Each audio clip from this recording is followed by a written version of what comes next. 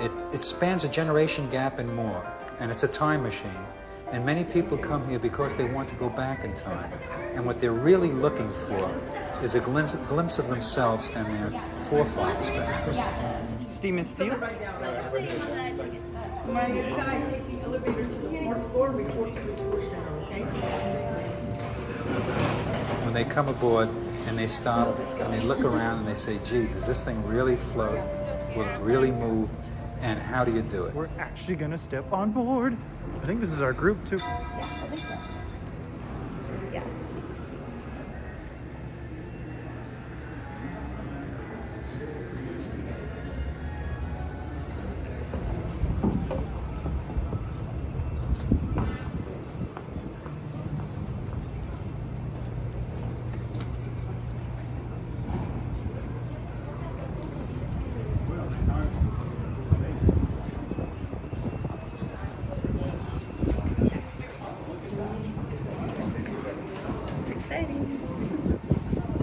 Alright guys, my name is Tim, by the way. I wanted to give you a more formal introduction when we were away from the group that was passing by. We're going to take probably 2 elevators to go down, so if part of you want to file into this first elevator. Quick question, is this the 1145? Steam and steel? Yes. Yeah. It is. Okay, there's my... Everyone say hi to Christina. This is Christina. Hi. Hello. She owns the Queen Mary. I would love to own it. I own the hospital. Alright guys, we're going to take a little bit cut out here, so you'll just position yourself over here on the railing. Everyone get where you can see. I did draw this, yes. In case you're wondering. I colored it in. Yeah, she did. She did. You did good. So don't judge the coloring too harshly. Hey!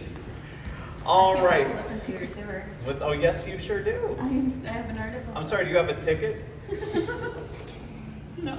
All right, so once again, welcome aboard the RMS Queen Mary. My name is Tim. I'm going to be your tour guide for the Steam and Steel tour today. Now, I always like to begin the Steam and Steel tour by, first of all, letting you know, this is one of 3 tours we do offer here aboard the Queen Mary. We do have the Glory Days tour, that's our history tour, where we take you through a lot of the first-class public spaces and talk about the ship's career as an ocean liner. And then we also have the Haunted Encounters tour, pretty obvious what they talk about on that tour. This tour is designed where we go into the engine rooms, talk about the ship from an engineering perspective. And I always like to begin this tour by asking how many of you are only on the Steam and Steel tour because the tour you wanted was full. Okay, cool. We got a couple honest people. That's all right. The rest of you don't want to be honest. That's okay. I get it. A lot of people are not really interested in the engineering aspect of the ship. Some of you are, and that's wonderful. I do give all 3 tours, and I'm pretty well versed in the ship's history, and I want to make sure that no matter what tour you wanted to take today, you leave this tour feeling like you got something out of it. So feel free to ask as many questions as you want about anything. If I don't know the answer, I will make up something very convincing. I'm just kidding. That's why I have a radio. If I don't have the answer, I will find out, and we'll both learn something today. What's up? Yeah. Is the engine room below the waterline? It is below the waterline, yep. We are kind of right near the waterline right now, but when we go down to the engine rooms, which are over here, we're going to go into this engine room. We will be below the waterline once we go down to the lower parts of the engine room. By the way, this cutaway shows the way the ship was originally configured. I'm going to begin by talking about some of the ship's history, but it's kind of important to note, if you're looking at this right now, a lot of the ship does not look like this anymore. The first class spaces were left pretty much intact. That's one very cool thing about this ship. If you come and stay in a hotel or if you check out any of the public rooms, a lot of those are original and intact. But this ship had 3 classes. First class, or second class was called cabin class, third class was called tourist class, and second class suffered the most renovations when the ship came here to Long Beach. And the area we're standing in right now actually used to be a bunch of second class cabins and corridors. The 4D theater over there used to be the second class swimming pool. So if you didn't know where we are in this cutaway, we're kind of right here. Second class and third class both were reconfigured quite a bit. So we'll kind of talk about some of those changes on the tour today.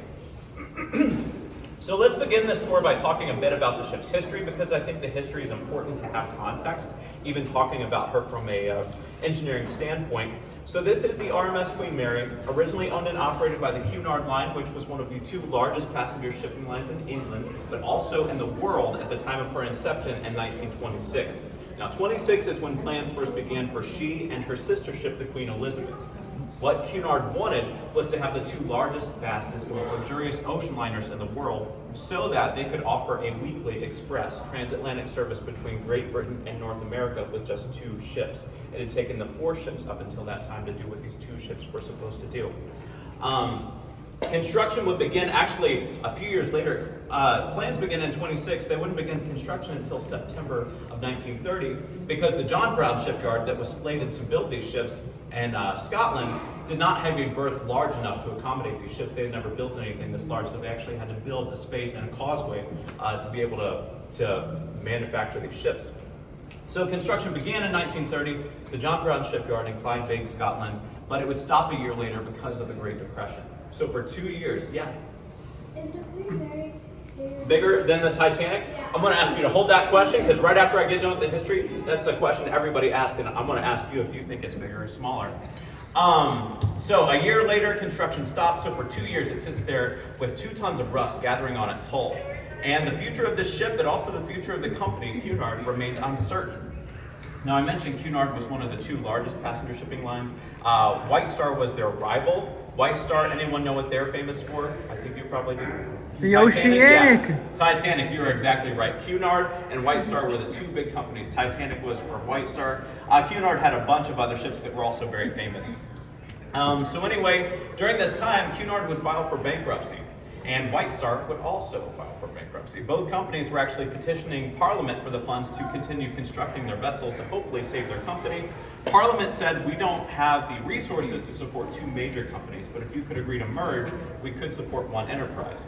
Since they had no other alternatives, they did merge and became the Cunard White Star Line. And construction would resume a short time later. Now, she would be launched in September of 1934. She wouldn't actually set sail until 1936. So once she was launched, that's just the empty hull of the ship, the empty shell. All the machinery, boilers, the decks, and interiors are added when she's actually floating in what is called the outfitting phase. So that took another 18 months of construction. So, May 27th, 1936, she sets sail on her maiden voyage from Southampton, England, makes a short stop in Cherbourg, France, then on to New York, which was the Titanic's route as well. But she did make it all the way across. Now, this was her usual route from Southampton to New York and then back on the return voyage, usually taking her about 4.5 to 5 days' time because of her speed. She would travel anywhere from 25 to 32 knots, that's about 30 to 35 miles per hour. Very fast for a ship of this size, not only in 1936, very fast even by today's standards. That Carnival ship over there right next to us is maybe a decade old, doesn't go anywhere near that fast because it doesn't have to. These days, ships are built for the voyage itself. But back before you could actually hop on a plane and fly across the ocean, a ship was the only way to do that. And time is money, not only for the passengers because it means more time at your destination, but for the company as well because a faster voyage and a faster turnaround means more paying passengers coming aboard their ship. It was the mail carrier. It was, you were exactly right. So I was kind of condensing the version of the history, but you're right. She was called the RMS Queen Mary. Titanic was also RMS because of contractual agreement between Cunard and the British government to transport mail on these ships. So aside from taking passengers across the Atlantic, they also took mail and other types of cargo. That was more revenue for the ships, so that was a contractual agreement. So that's why when you see RMS, it stands for Royal Mail Ship, Royal Mail Service, or Royal Mail Steamer. Any one of those are appropriate. So for the first 3 years of her career, from 1936 to 1939, she's very successful, taking the rich and famous people of the world across the Atlantic. You name it, if they were famous in the day, from movie stars to royalty, that's our whistle, to people like Walt Disney. You'll see some of them here today, but Walt Disney, Mae West, Cary Grant, Elizabeth Taylor, Audrey Hepburn, members of royalty, heads of state.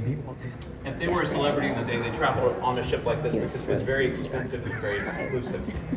Now, 1939, by this point, war is looming on the horizon. In fact, war would officially be declared later that year between Great Britain when they entered the war arena, declaring war with Germany. And this ship would actually be mid-voyage when that happened. And so she began her wartime, just sitting in the harbor in New York. They weren't sure what they were going to do with this ship.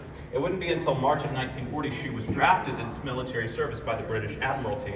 They decided she would be used as a troop transport ship, primarily during World War II. And so for this to happen, she was taken to Singapore, then on to Australia, for her interiors to be removed so they could be preserved.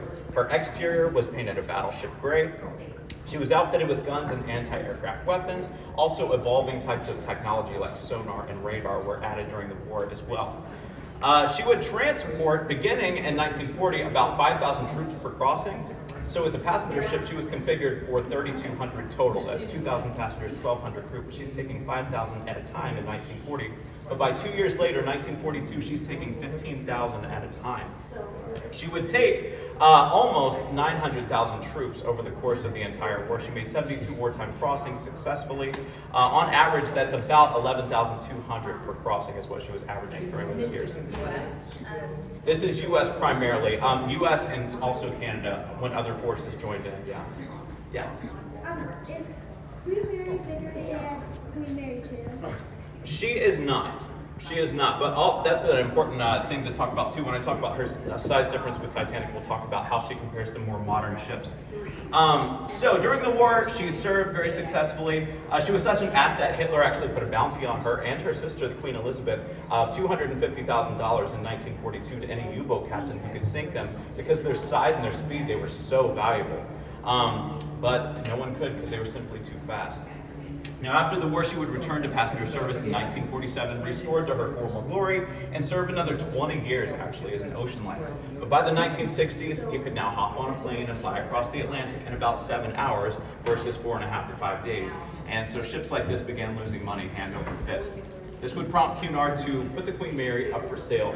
She would be decommissioned in 1967, sold to the city of Long Beach for $3.45 million. They purchased her with the intention of making her what she is today, which is a floating hotel, museum, and tourist attraction, and popular event venue. Many of the spaces you can rent out for private events, including the engine rooms, where we're going to go here in just a bit.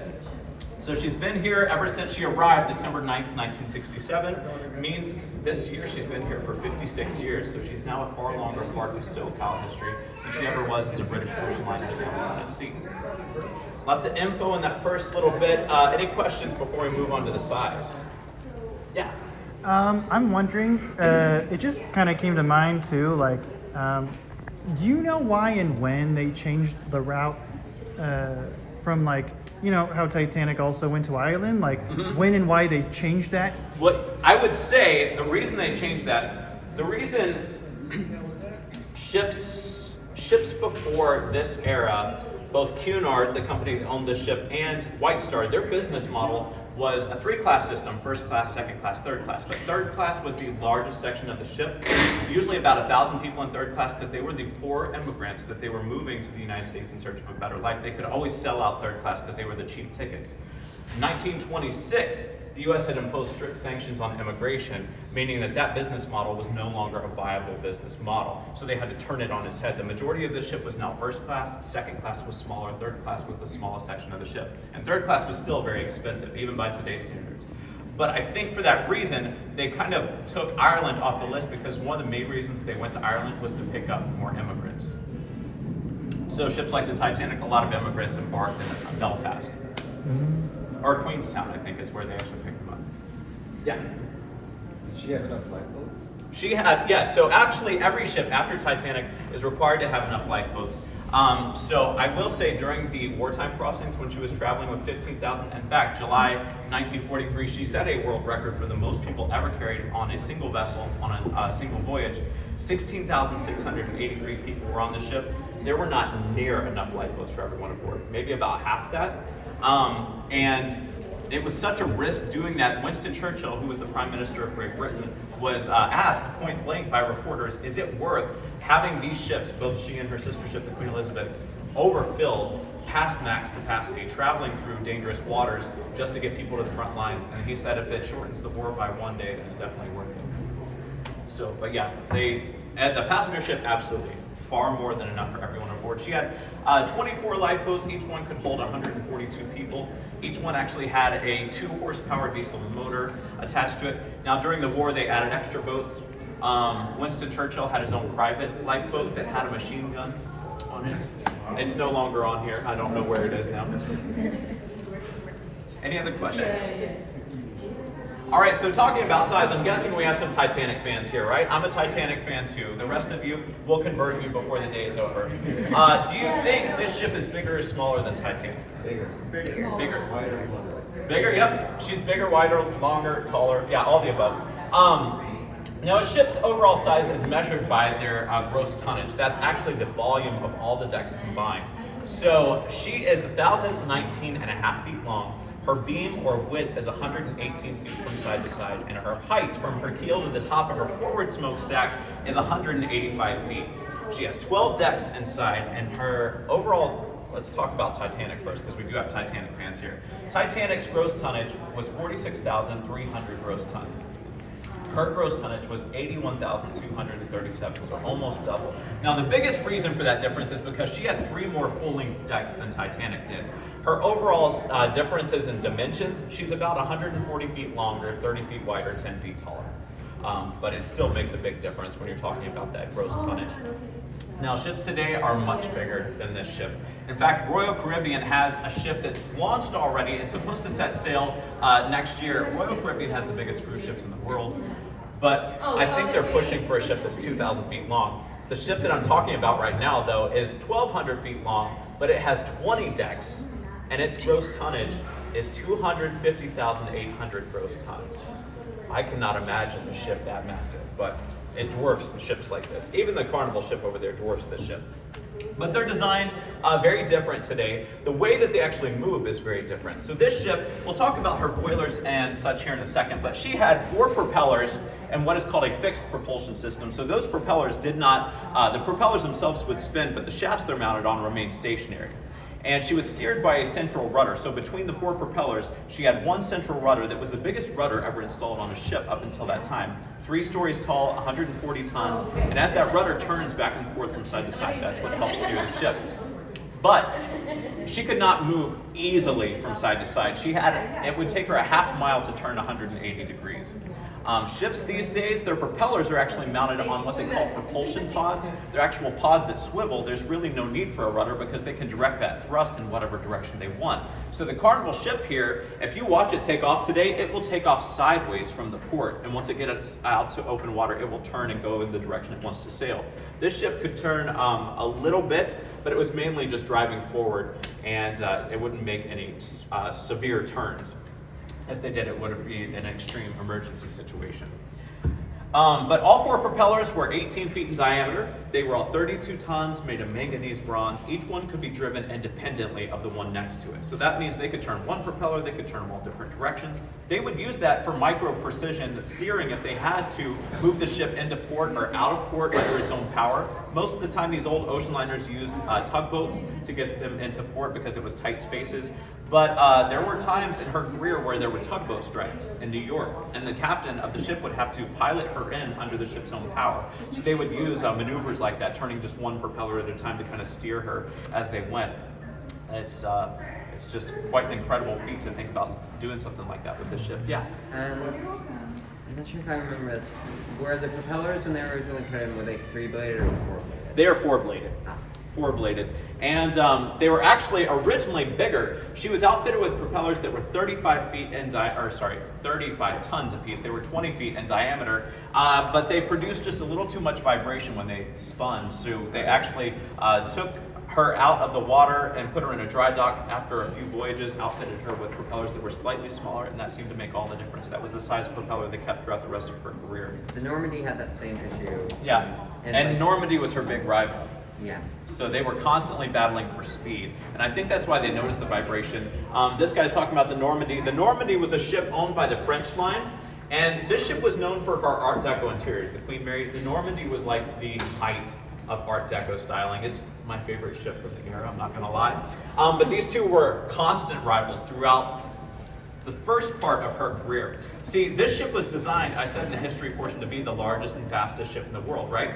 Well, the designers of the Normandie They began their plans shortly after plans for this ship began. And remember, when this ship was under construction, it sat for a couple of years, right? During that time, they redesigned the Normandy to be 10 feet longer than this ship, so that by the time the ship was actually serving as a passenger ship, the Normandy was now the biggest ship in the world by 10 feet. Where is Normandy now? So the Normandy, okay, they were constant rivals because of their size and their speed. And the Normandy was sadly never really successful financially. She normally sailed with about 900 passengers on board, and she was configured for well over 2,000. But people felt the Normandy was just too lavish and too over the top, so they felt too stifled to travel on her. But the Queen Mary was also very luxurious, but she felt like a more attainable style and luxury. So she fared much better, and she was always very popular financially. And so even though they were constant rivals in the first part of their career, during World War II, the Normandy was also being converted to be serving as a troop transport ship. So she was sitting in the harbor in New York, undergoing some of her conversion, and she caught fire and sank in the harbor. And so actually, so they were only rivals for the first 3 years of the Queen Mary's career, and then after the Normandy sank, she was no longer a threat, and so the Queen Mary kind of just had the top after that. Yeah. So, the Queen Mary's bigger than the Titanic. She is, yeah, quite a bit bigger than the Titanic, yeah. So anyway, by the way, she was a rival with the Normandy. During those days, they would compete for a speed award called the Blue Riband. That was an award given to the ocean liner that made the fastest transatlantic crossing. And like I said, the Queen Mary usually crossed the Atlantic in about 4.5 to 5 days, but sometimes they would push that to try and win the Blue Riband. So she and the Normandy would take the Blue Riband back and forth from each other because they were so close in speed. And so she actually, the Queen Mary held the Blue Riband twice in her career. The second time she won it back from the Normandy. She crossed the Atlantic in 3 days, 20 hours, 42 minutes. And that was such a record. She held that for the next 14 years. Nobody could take it from her. Now, part of that was during the war, so there weren't a lot of people competing for it during those times, obviously. But yeah, she held it for 14 years, which was quite a feat. And the ship that took it from her is the SS United States, which still holds it to this day, but they don't compete for it anymore, so the SS United States will have it for the rest of time, I think. Now let's talk about some ways that she was similar to the Titanic and ways that they were different. They were both steam-powered ships. What does that mean? Well, that means that the way those turbines, or the way those propellers would actually turn is through steam pressure. So they would actually boil water in these giant furnaces down here to create steam. And the reason ships have smokestacks, by the way, smoke is the byproduct of those fires. So the smoke is what's discharged through the smokestacks, but the steam is actually condensed down to a usable force of energy and routed back through a series of pipes back to the engine rooms. Now the big furnaces down here called boilers are in the lower parts of the ship, and they were actually fueled by a different type of fuel than Titanic's though. Even though they were both steam-powered ships, Titanic was a coal-powered ship, so that means 24 hours a day there would be stokers or firemen shoveling coal into those big fires. She actually used a type of fuel called bunker C fuel oil. That is the byproduct left behind from refining higher grades of fuel. And it would actually be stored in between her sections of hull. So if you look at this cutaway here, you see the segments along the bottom. She had one hull built inside the other. And the Titanic also had a double hull, but hers was basically a double bottom. The Queen Mary's double hull actually went all the way up to about sea deck, well above the waterline. And they used that space in between to actually put that fuel in between those sections of hull. They would also put water in there for ballast or the balance of the ship. And the water for the boilers was stored in there as well. Yeah. How much tons of coal did the Titanic use versus how much? So Titanic, I want to say it was around 600 tons a day, something like that. It was quite a bit. And how much oil did the Queen Mary use? So the Queen Mary, there isn't like a daily average because that would fluctuate, but her mileage was about 13 feet to the gallon. She was very inefficient. It would take a little over 1.5 million gallons of fuel to get her across the Atlantic one way. So a little over 3 million round trip. She could hold 2.4 million gallons within her hull. Now, I mentioned the water for the boilers was stored in between the sections of hull as well. That is because even though they had a water treatment plant right up here where they would take in seawater and pull out the salt, the impurities, and filter it, for purified drinking water, passenger use. If you stay in the hotel, you'll even still see there were 2 sets of taps in your hotel rooms. Your staterooms had 2 sets of taps. You had freshwater taps and saltwater taps. So if you want to take a saltwater bath or shower as a passenger aboard the Queen Mary, you had that option because both taps existed. But this is not where they get the water for the boilers. The water for the boilers was distilled water, distilled water that they brought on in port, and that was the purest water anywhere aboard because all of these systems were closed systems. They wanted to maintain them indefinitely because they were built into the ship. There was no way to replace them. So even if they had purified water that they were boiling off in there, any impurities left behind when that water turns into a vapor and becomes steam can corrode or gunk up the inside of these components. They didn't want to risk that. So they used distilled water for that. They also had a system to recapture any steam left behind in the process of driving the ship. They could recondense that back to usable water, bring it back up to the boilers, and the process would just continue on and on and on throughout the voyage. Now, as the voyage went on, some of that would evaporate off. They'd have to fill it back up, or top it off, I should say, with some purified water, but the bulk was all recondensed. Now, she had 27 boilers spread across 5 boiler rooms. The first boiler room here had 3 boilers called Scotch-type boilers. These were long cylindrical boilers, 17 feet in diameter. They would heat up steam to 225 degrees Fahrenheit, condense that steam to 225 pounds of pressure per square inch, and that steam was exclusively used to power the 7 turbo generators between this room and this room here to generate the electricity for the ship. Altogether, she could generate 9,100 kilowatts of electricity, which is enough to power a city of 100,000 people. Now, behind boiler room number 1, you have boiler rooms 2 through 5, and between these boiler rooms, you had 24 Yarrow tube boilers. These are large 25-foot square boilers that would heat up steam to 700 degrees Fahrenheit, which would be condensed to 400 pounds of pressure per square inch. That's a lot of pressure, and that's what's routed back to the engine rooms. You have 2 engine rooms, the forward and the aft. We are going into the aft engine room here in just a bit, but each of these engines, I mentioned all 4 propellers could be independently driven, right? So each propeller has its own engine system in place. So 2 are controlled from the forward engine room, that would be the 2 outboard or outermost propellers, and 2 are controlled from the aft engine room, the 2 inboard propellers. And these were a unique design for ships at the time. These were actually turbine engines. So a lot of ships, including Titanic and ships of this era, used big piston engines, big reciprocating engines. They were about 4 stories tall. They would literally crank those propeller shafts. And they were very powerful, but they were very large, took up a lot of space.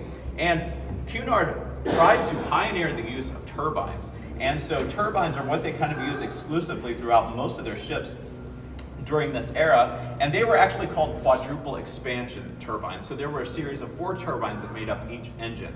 So what happens, I won't explain too much of it until we actually get down the engine room, but all these turbines spin like giant fan blades, and they work together to turn a big main reduction gear that's actually attached to the drive shaft that turns the propeller shaft and turns those propellers. Any questions about any of this before we start to head down to the engine rooms? Yeah? So, did they have to manage heat that was created by this process? Heat.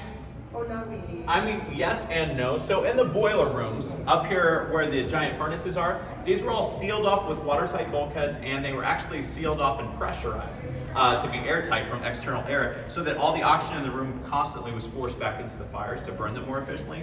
And it was very hot. It was 115 degrees in their ambient temperature. So hot that the firemen working in those rooms had to wear wooden-soled shoes because rubber soles would melt to the floor. Now, further back in the engine rooms where we're going to go, it would be warm, but it would be probably less than 100 degrees ambient temperature. It would be very noisy, though. Noise levels are between 80 and 90 decibels when all these machines are up and running, so very deafening to work in there. But it would be hot, but not unbearable. Their shifts were 4 hours because the conditions are so extreme. They worked 4 hours on and had 8 hours off to recover, then back on for 4 hours. But the heat would actually, they could use it to their benefit. You have the boiler rooms down here, which are right below the first class pool, so that heat would also keep that pool nice and warm. But also the boiler rooms they're down below the water lines, but when you get below the water line on a ship, especially a ship that's traveling through the North Atlantic, year-round, the North Atlantic is 28.4 degrees below freezing.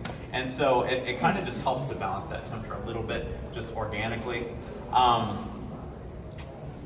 And yeah, other than that, they had ventilation systems as well to help pump that out. Any other questions? All right, well, we're going to start to make our way down to the engine rooms. As we do, you'll pass by some of these pictures of the different celebrities who traveled aboard. Now, it was a British ship, so you could serve alcohol anytime you wanted. And so all these American celebrities would travel aboard Cunard ships because they could drink. And here we have one of the ship's anchors. This is original to the ship. This was the spare, or the auxiliary anchor. It would have been located on the forward forecastle deck. 16 tons is how much this anchor weighs. The chain is also original. Each anchor had 990 feet of chain. Each link weighs 224 pounds. Question. So I understand that as far as anchor is concerned, it's not the anchor itself that is replacing the weight of the chain. Yes, and it's both. It's a dual effort. So anchors are not used to stop a ship. A lot of people think you drop anchor and that's what stops the ship. No, you stop the ship by stopping the engines or reversing the engines if you have to, if they have that capability. This ship, you can reverse the engines. But an anchor is used once the ship is actually stopped to keep it from drifting back out to open water. To actually drop anchor when you're in port or close enough to port where it's shallower waters. That's why 990 feet of chain would be long enough to actually have this anchor go all the way down to the floor of the ocean. But if you were actually out in open waters, that's not near long enough. So these are actually designed, so what they do is they go down and they actually grab onto the ground. So they are supposed to, in theory, go down and then like dig into the earth to help give a more sure footing to the ship. But yeah, it would definitely be a combination of the two. Because you have 16 tons of anchor and the chain. Did they use like electric motors to reel Yeah, it up? yeah, they sure did. Yeah, capstans and winches, yeah, for all their lines. Yep. Did they ever get stuck? I mean, probably none that I know for sure of, but I would say for sure that's kind of a routine thing for them to undergo. Normal maintenance issues, they would undergo things like throwing a propeller blade. That's pretty common for ships of this era, especially because those propellers are constantly spinning and vibrating, and they'll just work themselves loose. And so even though she had 4 propellers, she could still go with 3. Wouldn't be able to go as fast or as smooth probably, but that would happen from time to time. But the anchors go well when you put out a long line and it's in a very shallow angle. And then it pulls, and if it ever gets stuck, you drive up over the anchor and you pull it straight up. Oh, there you go. Almost anything will pop free. Yeah, that The makes idea is sense. that you want them kind of laid out as long as possible so that it's a shallow angle. I don't think you're supposed to film people. That's what really digs it in. And you can free them up by driving over. Sure, sure. And I'm sure, like, especially having motors as powerful as the ones used to lift and, well, these would pretty much just drop under their own weight, but lift them back up, you could probably work it loose pretty easily. And I learned that from being like on a 17-foot sail. Oh, wow, okay. Your anchors are probably a little bit lighter, though, right? That's a lot. It's something you could hold in your hand, but the principle would really apply. You can tell if you put enough line out, it would not go anywhere. Not go anywhere, yeah. If you came too close and got too steep of an angle, it would pop out. Now, I was talking about the Blue Riband, by the way. This is the SS United States that still holds the Blue Riband at work. They took it from this ship. I think it's always interesting to talk about the SS United States for 2 reasons. Not only because of their speed and the fact they hold the Blue Riband. Remember, the Queen Mary, her top speed was 32 knots. That's what she was rated at. The ship's top speed was 42 knots. So it's incredibly fast. And I think it's probably most interesting, though, because this ship was built as a direct result of the success of the Queen Mary and the Queen Elizabeth during World War II. When the United States government saw what an asset Great Britain had with these big passenger ships that could be used as troop transport ships in the event of a war, it was actually the United States government that underwrote the loan of $80 million to build a ship that is almost as big as the Queen Mary, but it's about half the weight. It was built with a lot of aluminum. It was welded instead of riveted together like this ship. And it was built very fast. It was built in Newport News, where they actually build battleships. And a lot of that engineering also went into designing the ship to be incredibly fast. Now, I will say, if you look at the interiors, I always let people know, I think this is probably the ugliest ship I've ever seen in my life. But I think a lot of that is also her design choices. She was designed with no wood anywhere in her interiors. Even all the furnishings, the chair legs, table legs, everything is aluminum, lightweight composites, or plastic, to keep her fire retardant and also make her lightweight and make her easy to be converted to a troop transport ship very quickly if that were ever something that needed to be done. It does still exist. It's floating in Philadelphia right now. It looks like this. It's all been gutted. All the paint's flaking away. Yeah.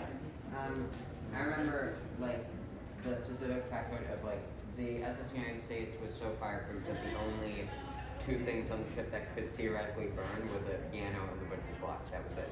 And just as a backup measure, they had loads of asbestos, which made right. That's why it's gutted right now. People ask, well, why is it gutted? There was so much asbestos in that ship, it had to be. And so that's why it kind of just is the shell of the ship is all that's sitting there right now.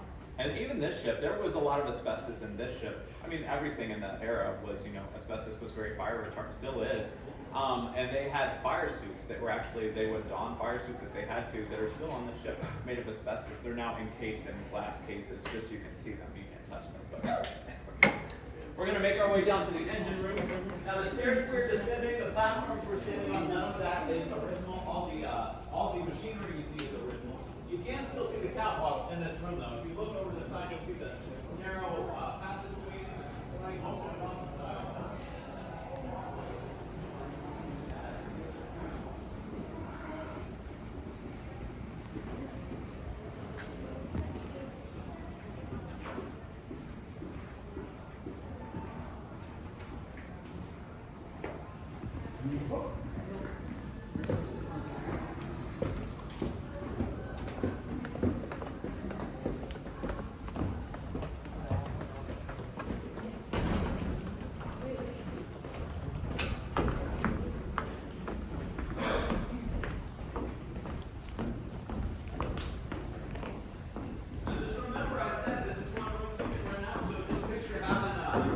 Down here, kind of rewind down here. People set up a bar over in the corner there, a DJ booth over here, and you'll see sometimes when they have this set up, there's tables all around, more like standing cocktail tables and stuff like that. But people have all kinds of parties. It's like the Edison downtown LA. Yeah, exactly.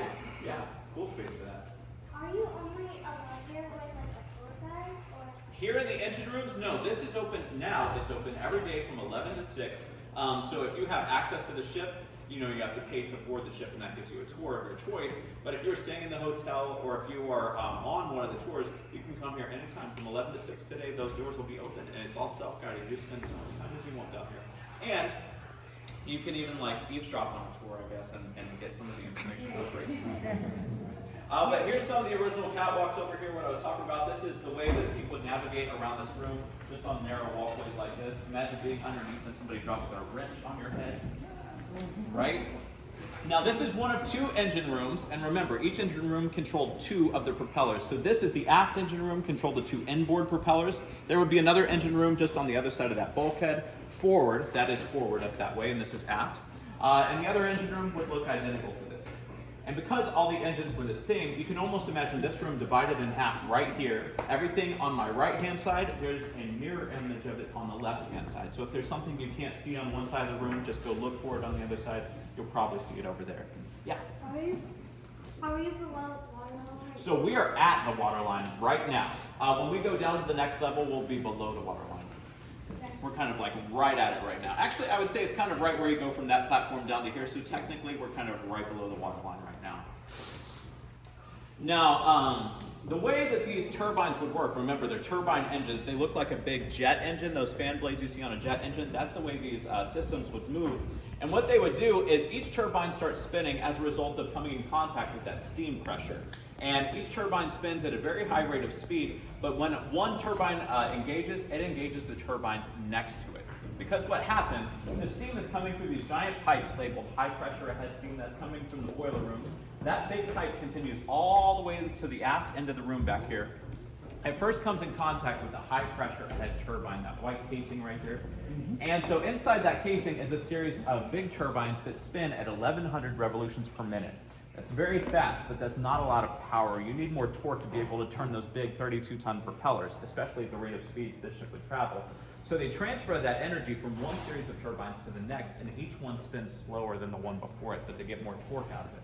So when the high pressure ahead turbine is engaged, that will engage the first intermediate pressure turbine right next to it. That will engage the second intermediate pressure ahead and high pressure astern turbine right here. And that engages the low pressure ahead and astern turbine located under that bridge, but also you can see it over here under this bridge is number 7. And so those are the 4 turbines. When those are all spinning, they all have a pinion attached to them, and those pinions are positioned around a big main reduction gear. It's a 14-foot in diameter gear, and that will turn very slowly. It will turn 172 revolutions per minute, as opposed to 1,100 revolutions per minute for the first series of turbines. But that means when those big propellers are spinning up at speed, they're moving about 3 times a second through the water. Yeah? Over there, there's a flat and it's like a purple light. Yeah, so the lights in here, if you see some fun light effects, our chief engineer is kind of a theatrical lighting designer. Those weren't original. I think what he's simulating there, when you see blue flashing, it's supposed to be places where water would be running through.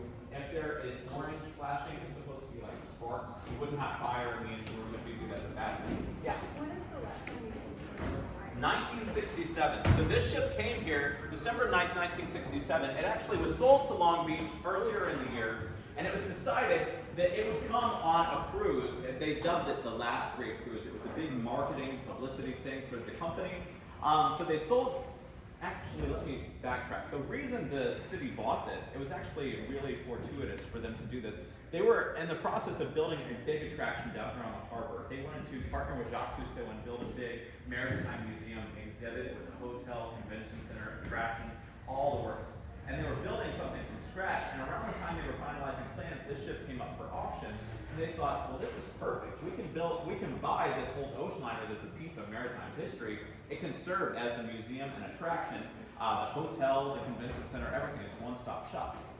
So they bought it for $3.45 million. They had to do another $9 million in renovations to get it converted. But anyway, it set sail on its last great cruise on Halloween, October 31st, 1967, from Southampton. And it made its way to Long Beach, a distance which should have taken it about 5 or 6 days because of its speed. But it took it 39 days to get here because it was 8 feet too wide to go through the Panama Canal. And the Panama Canal is wider now. It could accommodate a ship like this, but at the time it couldn't. So they had to go all the way around South America and back up to get here. And it was a sold-out voyage. Now, all the passengers knew they were going on a 39-day cruise. It was sold out. First-class cabins were going for, in today's money, $100,000. Is a big deal. Parties every night, endless champagne. But this is a ship designed for the North Atlantic, which is mild and cold most of the year. So most of the ship was not air conditioned. A few of the first-class public rooms were air conditioned, but that was it. Your cabins, your corridors, all the other smaller public rooms, they had a circulation system, but no air conditioning. You're going into the southern hemisphere in the months where it's actually summer down there. And so they would be porting along South America to pick up more fuel and provisions, and there were people that were disembarking because they had had enough, and they hopped on a plane and flew to Long Beach to watch the ship come into the harbor. But yeah, it came here December 9th, and it took about 3 years before it opened to the public. It took about 3 years of renovating. So May of 1971 is when they opened to the public. But since then, since it came here December 9th, they have not used the engines of the ship. In fact, I keep talking about this being the second engine room. Forward of this bulkhead, the forward engine room, and all the boiler rooms in front of it have all been removed. They were all cut up and removed through the shafts of the smokestacks because part of the terms of that sale, Cunard wanted to ensure that this ship never sailed again once it came here because they were worried it might change hands and be sold to a discount cruise line and become a rival for their company, and they didn't want to see that happen. So they ensured it with the sales contract it would never sail again under its own power. So none of these can move anymore. So in terms of labor, compared to the piston coal counterpart, was this less labor intensive? Less labor intensive for sure. Most of these engines, in fact, on a normal day down here in the engine room, for sure, you would have about 5 engineers in each of the engine rooms, 5 firemen up in each of the boiler rooms, and have a couple greasers running back and forth between the 2 engine rooms. But most of the days in here, your 4-hour shift, you're not doing anything but standing around because these systems maintain themselves. You're waiting for your 4-hour shift to end, and they would actually make up games because they would get so bored. Now in the boiler rooms, they still got pretty bored up there because the boilers were gravity fed. So the fuel would actually just fuel into the boilers by itself. So they're checking their levels, making sure everything's going, and they would have to occasionally make adjustments, but there's not a lot they had to do most of the time. And here, no. A lot of the people who worked as engineers in here, I think, have passed on. I've talked to a lot of family members of engineers who have served on this ship, though. Yeah. What's the seawater intake for? So the seawater intake, I talked about the way they could recapture the steam left over from the process of driving these turbines, right? So what they did, we have these big condenser units right here, and to my right, the big green, pistachio green things. What they would do, they would pull in ice cold seawater through the sea intake over there. They would build up pressure in the circulation pumps. So those things you see with the blue pulsing lights inside, those are circulation pumps. They would build up pressure with that seawater and then send it into the condenser units. Inside these condenser units, it's basically a big cavernous space, but inside is a network of 13,780 copper tubes. So they build up that pressure and send ice cold seawater through those tubes. That creates an ice cold surface for that steam to instantly form condensation. And it collects in a reservoir underneath, and that sends it back up to the boilers. They could recapture 90% of the steam back that way. So very efficient system. Big still, basically. Yeah, big still, exactly. How did they warm up the rooms? How'd they warm up the passenger rooms? They had electric heaters for that mostly. A lot of the ship was electric. That's why they had the 9,100 kilowatts of electricity from their turbo generators, because they had 30,000 lights. You had electric heaters also in your rooms if you wanted added heat. And there were a lot of the parts of the ship that were even just electric driven, like the capstans and different things around the ship, machinery pieces that were electric driven. So most of it was electric by this time. And cooking even. Yeah, a lot of the, because electricity was still, it was not a new technology, but it was still like an evolving technology. So the more electric something was, the more efficient it was considered. So it would be a big marketing ploy. What would they do with waste? Like, would they just dump it overboard? Same thing as today. No. Same thing as today, though. On cruise ships, they have storage tanks, and they kind of determine what can be dumped and what can't be. Things that can't be dumped will have to be maintained on the ship until it's taken into port, so it can be discharged. But there are, depending on where you are on the world, there are different maritime laws that say what can be dumped and what can't be. They would have places where they're out in open waters that they would just discharge the pumps. All right, so let's go down to the starting platform here.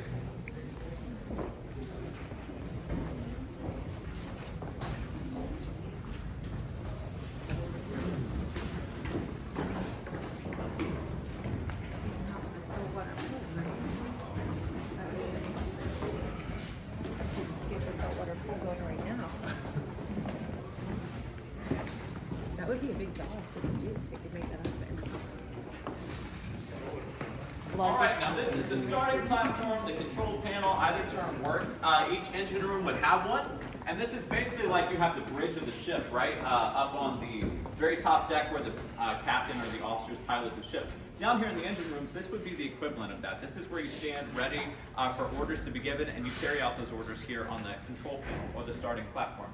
So what happens is when the captain wants to speed up or slow down the engines, we'll say, he will communicate that through the use of a telegraph. So this is a telegraph right here. Anytime you see a telegraph somewhere, that means there's a counterpart to it somewhere else within the ship. It's got a direct contact line.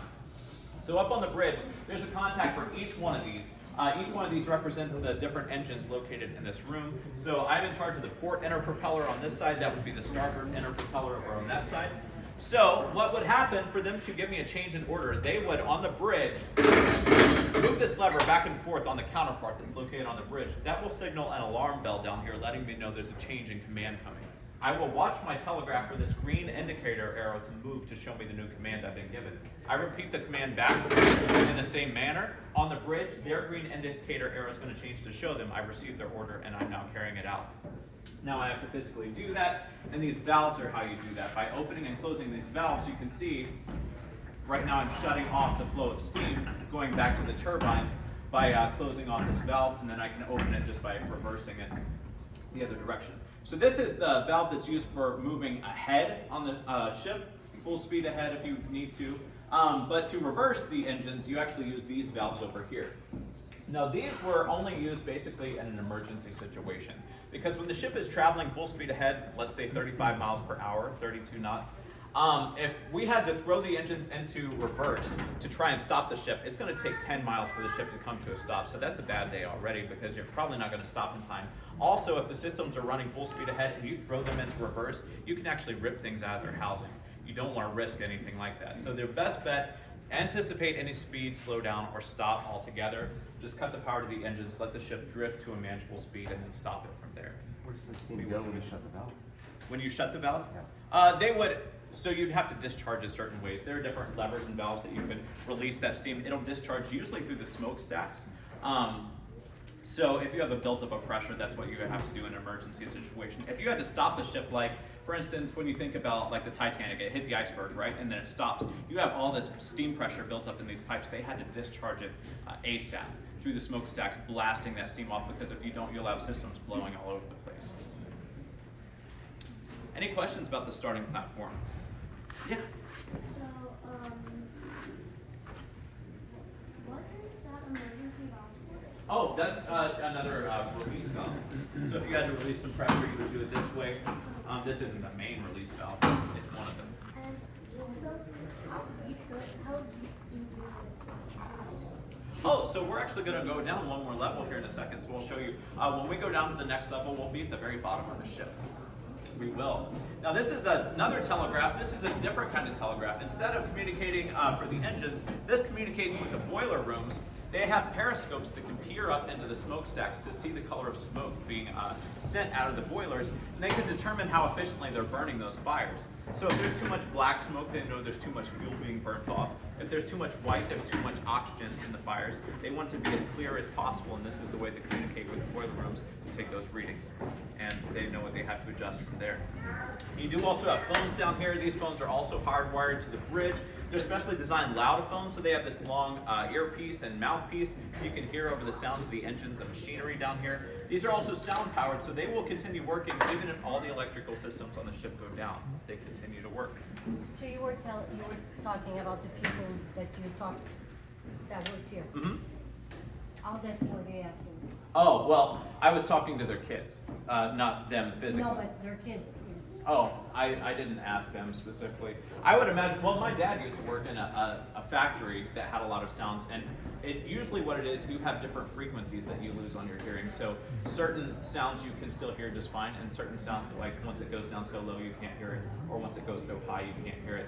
My dad also suffered from selective hearing. He still does. It's pretty bad. I don't think he can contribute that to working in a factory though. Yeah. So, do you steer the ship then? Like, So the ship is actually steered up on the bridge. Yeah, the ship's bridge, you'll have these wheels called helms. There are 3 of them on the bridge. You've probably seen movies like Titanic where they have the wheels. Same concept here. When you turn those wheels, that steers that big rudder on the back end of the ship. Actually, they're both electric and hydraulically driven. So when you turn those wheels back and forth, it sends electric charges down to these electric motors down in the aft steering room. Those electric motors actually are what pump the hydraulic fluid on either side of the rudder in these big hydraulic cylinders. It will actually turn the rudder back and forth from side to side. But like I said, it took her about a half mile to turn 180 degrees. So even though she steered very easily, she could move very nimbly through the water. So it's like steer by wire then? Yeah, steer by wire, exactly, like fly by wire. Are you a pilot? Yes. Okay, I was a flight attendant for 3 years, so I know those terms. Wait, you weren't a steward? No, I was not. When I explained to my nieces what I was doing, they were like, "You mean you're like a waitress in the sky?" Like, yeah, passengers think so. Any other questions? All right, well, we're going to go down one more level here and see the big main reduction gear.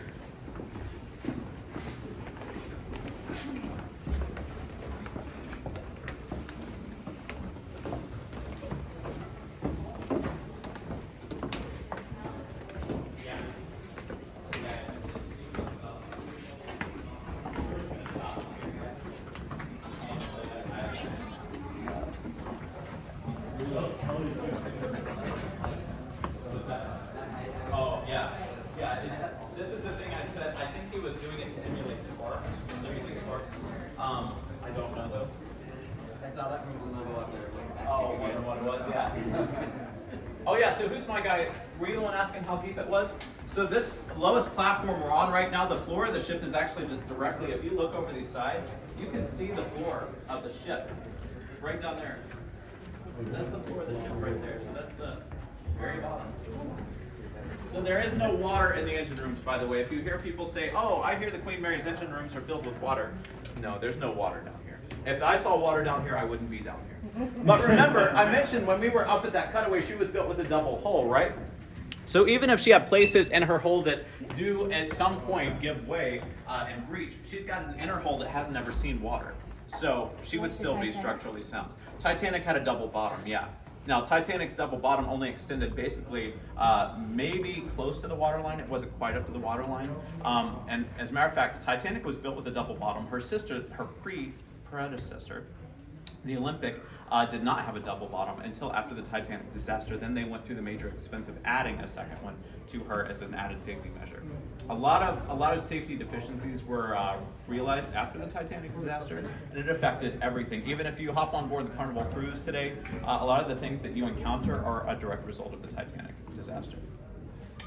Now down here, we are in between the two main reduction gears. So this one is for the port side, or the starboard side main reduction gear. This is the port side. And they would have looked identical. They took the steel hatches off so you can see the inner workings of this and what it looks like. So also these lights are of course not original as well. But if you were tall enough to see this rounded part right here, the lower part, is the pinion that was attached to this second intermediate turbine right here. And so each one of these turbines, when you see each of these turbines positioned around, they all have a pinion, this rounded gear attached to them. They're positioned around the main reduction gear. So the main reduction gear is what, from this angle, looks flat. This big, almost flat looking plate is a 14-foot in diameter gear. They're configured in a double helical pattern so that a diagonal groove that they have cut into them where the two meet, they all work together to turn that big main reduction gear at 172 revolutions per minute. And these engines and these machines were all self-lubricating, so even though you did have greasers that would run between the two, they basically are just making sure that their levels are what they're supposed to be. That the grease would run through these and clean itself and recirculate itself. Each engine had 5,000 gallons of lubricant. Quite a lot to keep them running, but like I said, on a normal day down here, they didn't have much they had to do. Unless the ship was getting up to open waters or up to speed, they would pretty much just be standing around. Yeah. How many people can you fit in? Like the whole ship? The whole ship, I mean, the time when she traveled with 16,000 people, that would have been a lot. Yeah. And that was way more than she should have had. Now, as we're moving out from down here, oh, by the way, if you want to see one of the turbines, they did take the shaft off here, so you can look up inside and see one of the turbines. See, they just look like a big fan blade.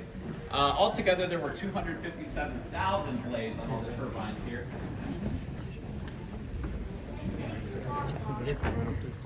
I mean, nothing majorly wrong. I mean, there have been times that engineers were involved in accidents. Oh, absolutely, absolutely, guys. Have a good one, guys. You're welcome. I mean, there would be times that people were involved in incidents, and one engineer was crushed in a watertight door.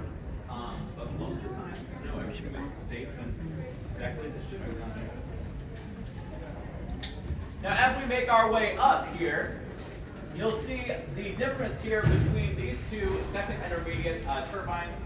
If you guys need to go through, go ahead. This one that's red over here would have originally looked exactly like the one on the other side that's black. The black one still has the heat shield in place. So they removed it on this side so you can see what the inner casing looks like. Here's a bit of factoid for you. We don't know this for sure. People always ask, why is this red? We think it's red because red is always signified for the port side of a ship. We think this is red, and this is probably green if you take the heat shield off. We don't know, though, because inside this is thick layers of asbestos for heat. So we don't want to actually open it up to see for sure. I think it is probably green. Let them know they installed the correct one on the right side of the ship. All right, guys, if you need to go through, you can. We're going to head up this way. And we're going to make our way to the ship's propeller now.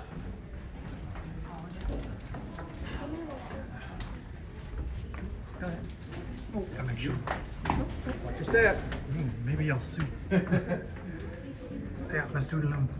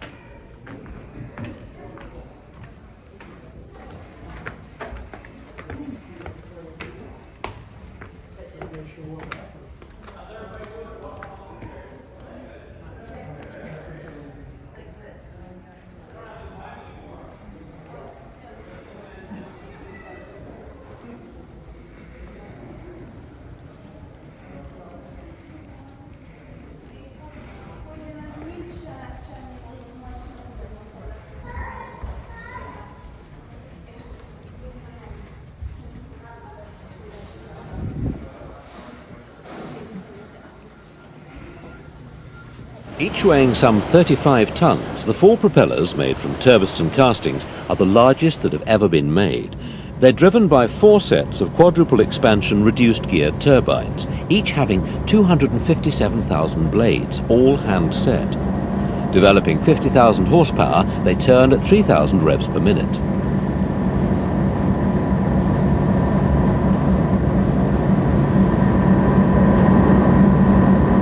All this power means that the Mary can reach speeds in excess of 30 knots and maintain a service speed of 28.5 knots.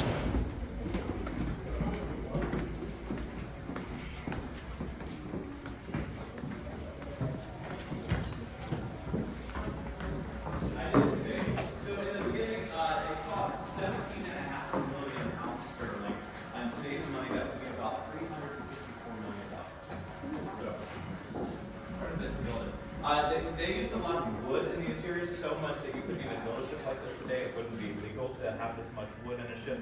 She used 56 different types of wood veneer in her interior. She was known as the ship of beautiful woods because at the time there were 56 territories in the British Commonwealth, so they wanted to represent each one with a type of wood.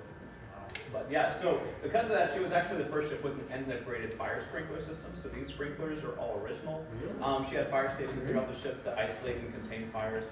She used all anti-flame paint, and there was only one burning fireplace on the ship. The rest were all just electric fireplaces, so they worked really hard. She was also the first ship with a public addressment system, and the first with the synagogue, and a kosher kitchen. All right, so we're going into the propeller box. This is the only propeller that's still left attached to the ship. So the other 3 have been removed. One of them is still here locally at the San Pedro Maritime Museum. You can go see it. But that is the nose cap from one of the propellers. And next to it is the nut used to affix that propeller to the propeller shaft. So remember, each one of these were 18 feet in diameter. They weigh 32 tons. If you read this thing, it's wrong. It says 35. Those were original propellers. But they were so perfectly balanced, when the ship was taken out of water sitting in a dry dock, you could walk up to it and spin the propeller with one hand. That's how well balanced they were. Make our way in here. So how big's the wrench for that? Oh, you're going to see it. It's right there.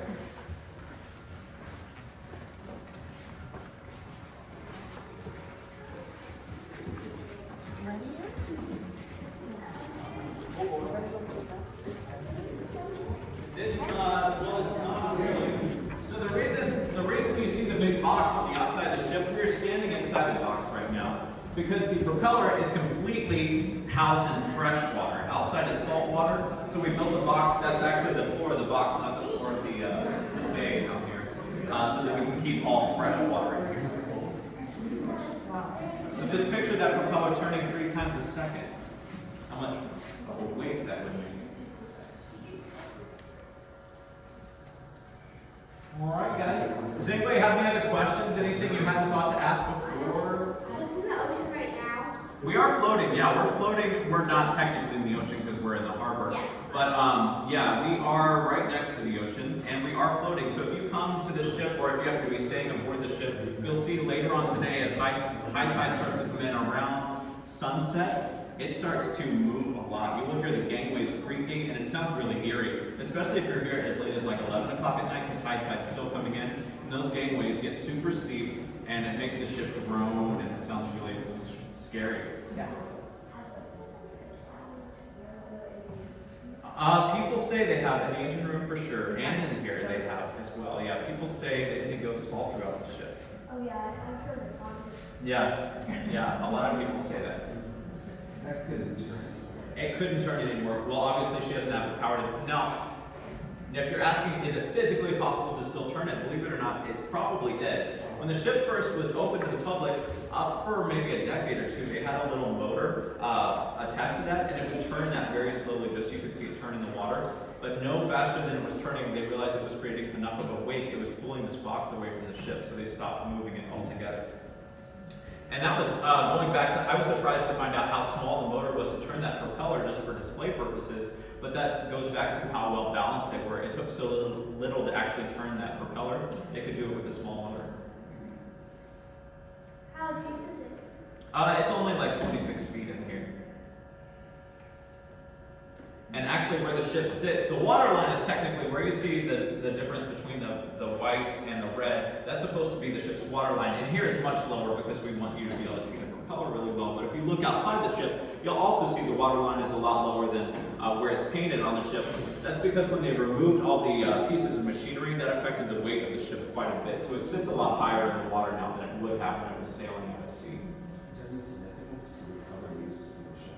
Yeah, I mean, historically they always went with black for the main part of the ship. The superstructure, which is all the part built above the hull, is usually white because it looks nicer, and especially against the horizon. They use black on the hull because a lot of ships were coal powered, and so they have the coal bays that they actually load in the coal in the lower parts of the ship, and that would always get black all over the ship, so they just made it black. Also, the smoke discharging from the smokestacks would always gather around the ship as well and just stain things, so they always painted it black. And the red is usually a red rust oxide paint to help prevent further rust from forming, but it also masks rust as it does form. So that's why they make the lower parts red. Now, still to this day, you see a lot of barges and cargo vessels still painted with the same black and red configuration, but most ships are just white now. They just have to paint them more often. What color is the propeller? The propeller is, believe it or not, it was brass plated, so it would have been very shiny, kind of like gold. It would have looked like gold when it was new, but they don't take long at all to start tarnishing when they're in the water, so it kind of looked just like a dark brown, dingy color. How do they take the other two propellers out? They would have had to remove them. I guess they probably did it while it was actually floating in the water. Sometimes when they need to do repairs on the hull or something, they build boxes around the ship like this box, and they can actually pump all this water out, so they can actually do things like that. Now, the propeller, they would probably take off while it's in the water, because that actually, the water helps support some of the weight of the propeller, so it'd probably be easier to remove a propeller while it's actually under the water. So is it true that the water tanks are filled with mud to keep the ship balanced? Concrete, actually. Oh.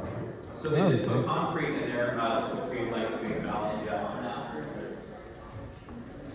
No, there's no life in here because this is all completely enclosed, so there shouldn't be any fish or anything. The only things you see dropped down there are things that people drop in the tank. Those are actually cables that are used to ionize the water. What's that? People have dropped all kinds of things in this water. During COVID, we were closed for 3 years and they actually cleaned it all out. All right, guys. Well, thanks a lot for coming on the tour. I hope you enjoyed it. And if you enjoyed the tour, again, my name is Tim. If you didn't enjoy it, my name is Danny. You can leave a review about Danny all you want. Thank you. Oh, thank you, guys. And you can stay on the ship until everything. I used to have to tell people until 6 o'clock. Now you have until the Chelsea Chowder House closes. So like until 10 o'clock tonight. I think people are allowed to be on the ship. So. Yeah, these rooms will be open until 6. So spend as much time as you want down here. What's the wire making out of here? That's an IO to ionize the water. Yeah, to keep it more cleaned out and keep rust from forming on the propeller.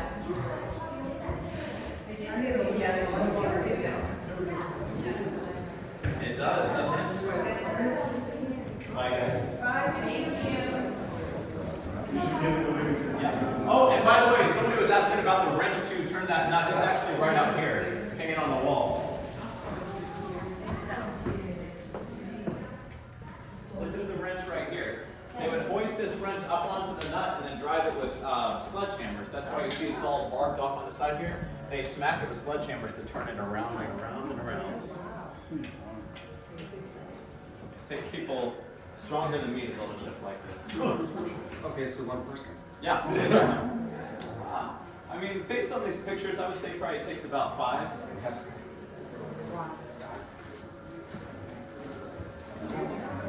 You guys enjoy the rest of your day as well. Thank you. Thank you. Bye-bye. However you look at it, the Queen Mary today is a ghost ship. Marvin Wolfe may be making it work because his business is fantasy, and the Queen Mary his dream.